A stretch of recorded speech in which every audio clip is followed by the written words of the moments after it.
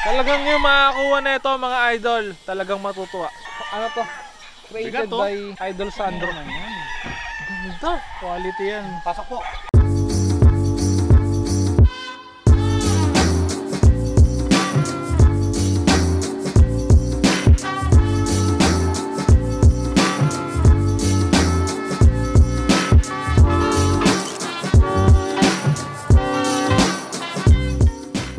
So today is a special day dahil papunta tayo ngayon kay Boss Sandro.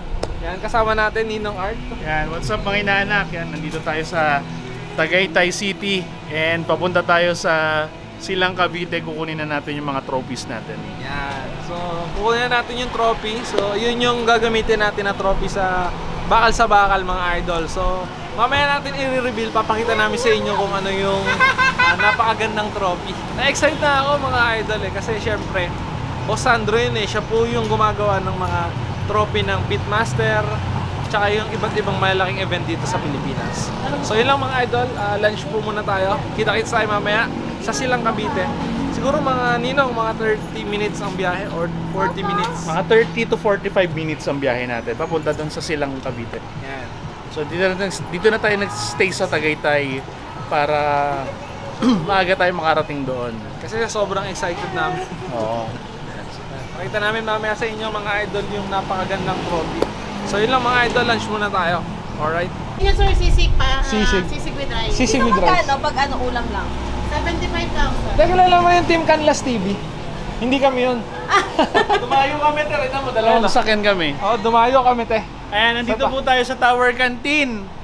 Titikman po natin yung pagkain po nila. Ayan. Overload pares, sisig, tsaka yung hot silog nila. Yan, bago lang daw yung ano yung... Bago lang, oo. Dapat susunod meron ng chili garlic. Papadalan tayo ni ate ng chili garlic. Ano pa ni ate? Ano pa ni ate? Rebecca po. Ate Rebecca. Sagot daw to lahat ni ate Rebecca, Kuya Art Yun! Okay lang daw. Ano daw ba tanong? Ano daw tanong? Busog kayo, okay lang. Basta mabusog, okay lang daw. Ato, para matikman nyo lang po yung tapa. Uy! Tulahin mo yun, oh. Ano to ate? Pares mami sir. Pares mami. Ina, solid to. Yan guys, bago tayo pumunta kay Maestro Sandro, so lunch muna tayo. Wait na, ano? Breakfast pala. Solid guys. Sarap nga. What's your mama?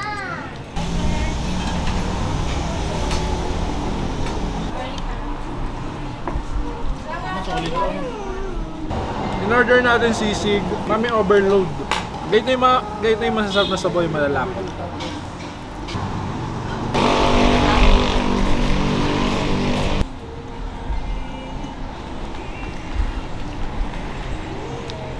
Guys, solid yung sabaw.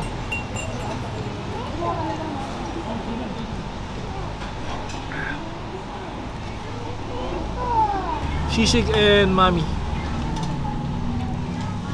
Yan, maraming salamat po, Ma'am Rebecca. Thank you po, thank you. Kamusta po ba yung ano, food? Masarap po. Masarap po. Talaga po? Opo, solid po. Babalik po kami rito. Matagal ho itong negosyo na to. Masarap yung pagkain.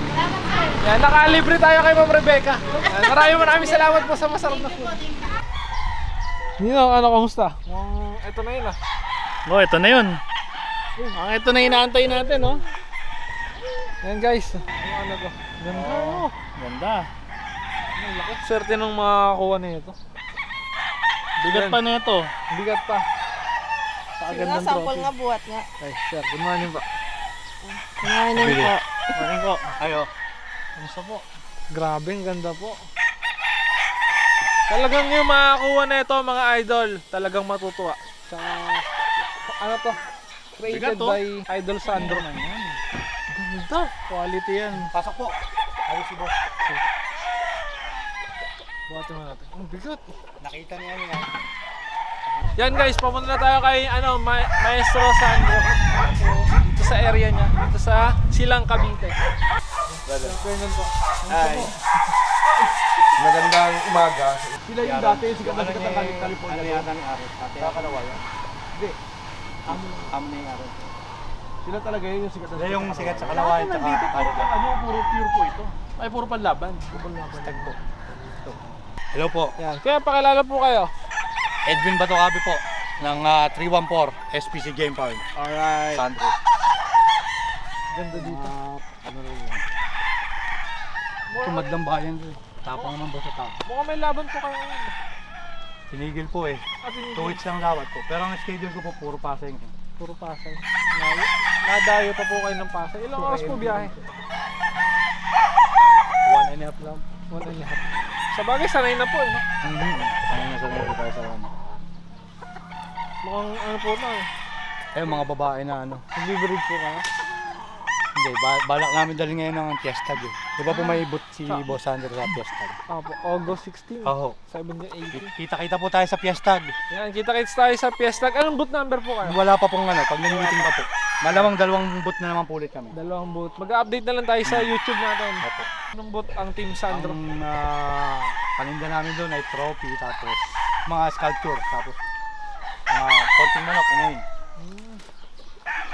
Magkano presyo ng ipopost nyo na inahin doon sa Fiestag? Maliit lang boss. Mga magkano po para malaman na ng mga tao? Pinakang mababa ng 5K pa ba? 5K po ba? Murang-mura Hindi yun. naman, cross lang naman kasi yan eh. Yung iba, i-check ko pa kung may open pa ako dyan. So hindi pa final, hindi pa final price. Ubus kasi, daming kumini. Ubus kasi masyado na bait. Mabait po sila talaga sa Pag humingi, bigay. Hindi po marunong humindi. Aaron! Halika! Ikaw yung may-ari ng ano. Sila yung sikat sa Calidome. Kanawayon. Sila yung nagsimula ng RBK. Yung sinasabing yung ano. Para anong pangalan nun? Hindi, si R. Ayun, Mukada. Yan, handler gapper na RBK. Yung lagi ko nakasabay sa laban namin Pasay. Ngayon po puro kanawayon kayo. Siya. Mga Kanawayon tsaka Calidome. Yan, Calidome. Hello po. Kanyas brother. Ay, nakikita ko yung Si mga Sir vlog Billy, natin. si Sir Art. Sir, pakilala po kayo sa natin, sa vlog natin. Gandang hapon po. Ay, hindi. Ako po yung under ng RBK Game Farm sa Kawit, Cavite po. RBK Game. Mga ano po ang linya dahil mga Kalidom, Kanawayon. Ang mga sikat talaga Calidome. Tsaka Kanawayon. Mga old Ito guys. yung mga kanil. Dito pa palugo. Dito kami magpapalugo ng stock ngayon dyan. So ito yung mga sample ng Kanawayon. Galing pa kay Boss Charlie. Magkano yung out niya sa Kanawayon? Sa pang material po kung mag-out sila, siguro may-ari, minsan 25 kung pure Madali talaga. naman kumuha kay Charlie. Pag-process, mga 15, 25 to ganun. 30. Kasi talaga yung sariling gawa niya po. Talagang siya yung naggawa ng pang Blend. blend, Siya yung blend nag-blend talaga talaga. hanggang sa na-monitor niya na umayos sa kanila. Kahit yung Calidome, siya rin gumawa niya. Sikat na sikat yung Calidome. So yung mga ganito. Kanawayon yellow line. Kanawayon yellow line. Ilang line po ang meron sa Kanawayon? Dalawa lang yun. Ay, tatlo kaya. Yellow, tapos may white leg, may white leg. blue legs. Blue legs. Pero mas the best yung yellow tsaka white. Yellow tsaka white. Talagang sa palo, hindi ka nila iiwanan. Ang ganda. Ilang taon na yung mga ganito sa Ayun ka, bullstag yun. Bullstag. Ang ganda. Banded lang siya ng, hindi ko alam kung banded, pero alam ko hindi banded to na airlet. Medyo athletic yan. Ganda yun. Mga breaker. Hybrid.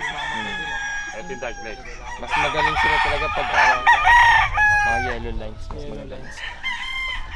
Ito kay Kuya. Ano pangalan niya po Kuya? Erwin Ganja. Nakabaro pa ako. Makita ko dyan, nakabaro pa ako. Bali, mas makikita mo yung mga ganda nila pag nandun sa Manukon talaga nila. Kawit Cavite yan. Sa main, no? Sa main farm. Main farm. Backyard lang. Backyard lang, pero Maliit lang talaga. maliit Pero lang. puro quality yung mga manok. Puro of color ka. Puro Wala color kang yan. makikita ang pula. Halos lahat ng mga kaya puro ganyan. Ito yung sa green legged naman lang, dark leg. Bali, tatlong yan. White teeth, yellow leg, ito, dark legged. Ito, green legs to. Pero pinaka-the best na talaga yung white tip sa yellow. White teeth kayo. Iba talaga yung cutting.